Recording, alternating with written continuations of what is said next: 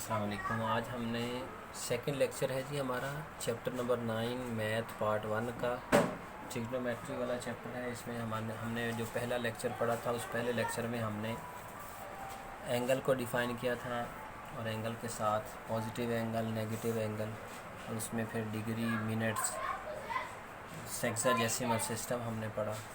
आज हमने पढ़ना है डेफिनेशन। मैंने आपको कहा था नेक्स्ट लेक्चर में लिखेंगे डिग्री और रेडियन की।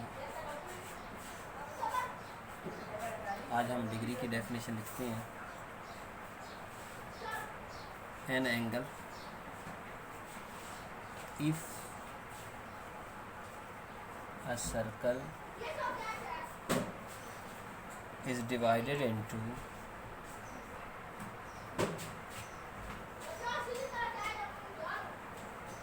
360 equal parts, then angle formed by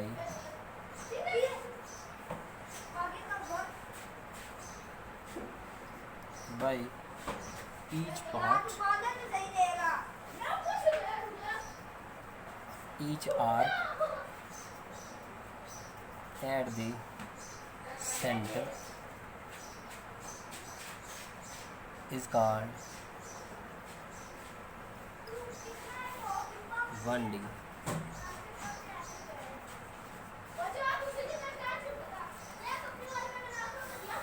मतलब क्या है इसका कि देखें, अगर हमारे पास ये एक सर्कल है, इस सर्कल को हम डिवाइड कर दें 360 इक्वल पार्ट्स में।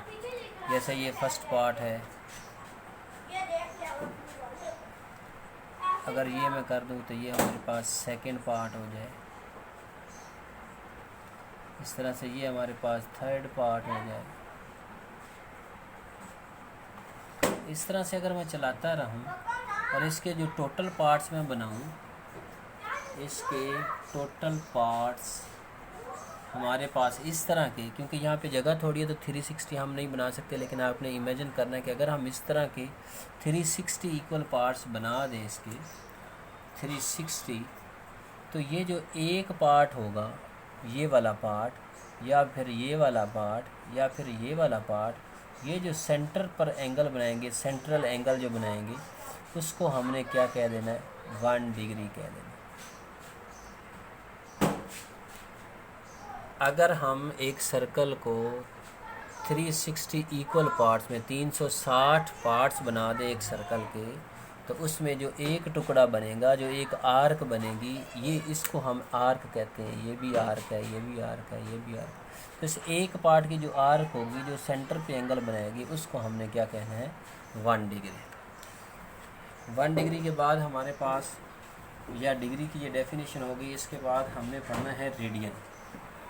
कि रेडियन हमारे पास क्या होता है, ये बड़ी इंपॉर्टेंट डेफिनेशन है रेडियन की। ये पेपर में बार बार आ जाती है, इसको आपने अच्छी तरह से पढ़ना है। 1 रेडियन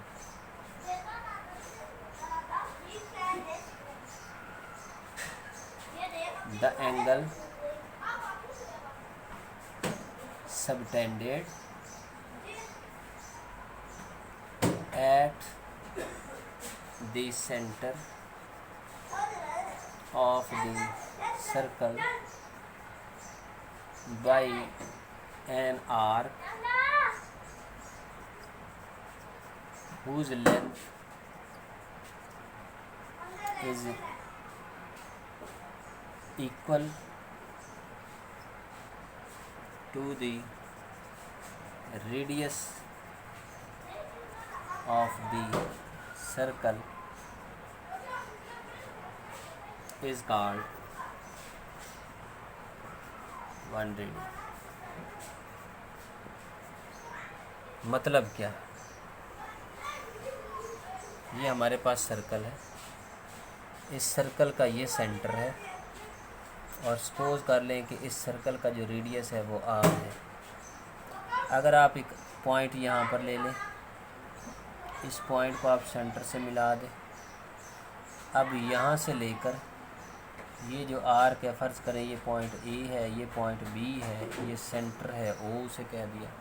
इस तरह से ये जो हमारे पास आर्क बनेगी ये वाली, अगर इसकी लेंथ इस रेडियस की लेंथ के इक्वल हो जाए, ये भी रेडियस है, आपको पता है कि सर्कल का रेडियस तो सेम रहता है, तो ये जो सेंटर पर हमारे पास एंगल बनेगा इसको हमने कह देना है रेडियन, 1 रेडियन।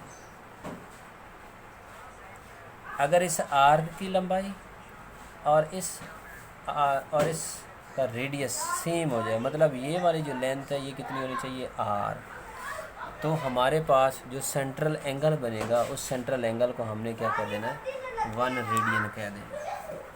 ये हमारे पास रेडियन की डेफिनेशन हो। इसके बाद हमारे पास है